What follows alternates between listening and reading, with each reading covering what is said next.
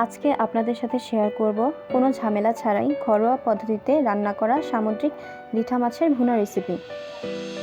তাহলে চলুন কথা না বাড়িয়ে রেসিপিটি শুরু করা যাক।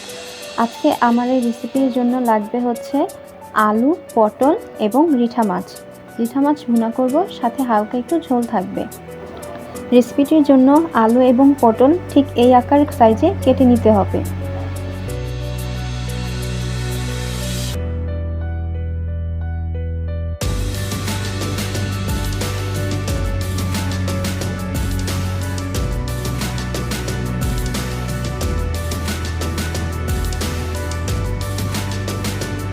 এখন পরিমাণ মতো পেঁয়াজ, রসুন এবং কাঁচামরিচ কেটে নিব।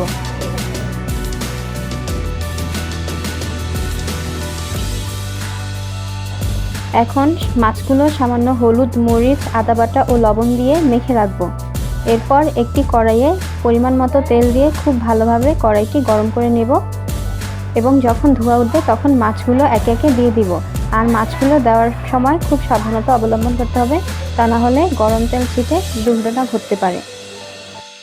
এরপর মাছগুলো ঢেকে রাখবো।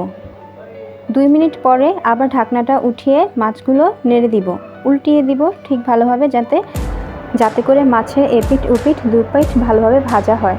এরপর মাছগুলো উঠিয়ে সেই একই তেলে পেঁয়াজ, মরিচ, আদা বাটা, রসুন বাটা, হলুদ গুঁড়ো এবং পরিমাণ মতো লবণ দিয়ে ভালোভাবে মশলাটা কষাবো।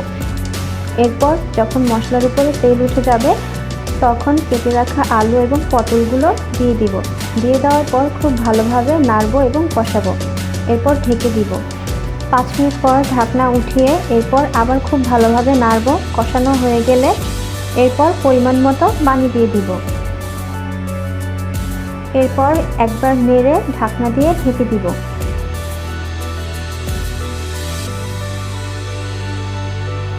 প্রায় 5 মিনিট পরে ঢাকনা উঠাবো এবং উঠিয়ে দেখবো যে বলক এসে গেছে। এখন এর মধ্যে ভেজে রাখা মাছগুলো দিয়ে একটু নাড়বো, নেড়ে আবার ঢাকনা দিয়ে ঢেকে দিব। 5 মিনিট পরে ঢাকনা উঠিয়ে এর উপরে সামান্য জিরা গুঁড়ো ছিটিয়ে দিব এবং একবার নেড়ে চুলার আঁচটা মিডিয়াম আঁচে রেখে কিছুক্ষণ ঝোল শুকিয়ে নেব। এই পর্যায়ে ঝোল একটু ঘন হয়ে আসলে চুলার জাল নিভিয়ে দিব। তৈরি হয়ে গেল ঘরোয়া পদ্ধতিতে রান্না করা সামুদ্রিক রিঠা মাছের ভুনা রেসিপি। ধন্যবাদ।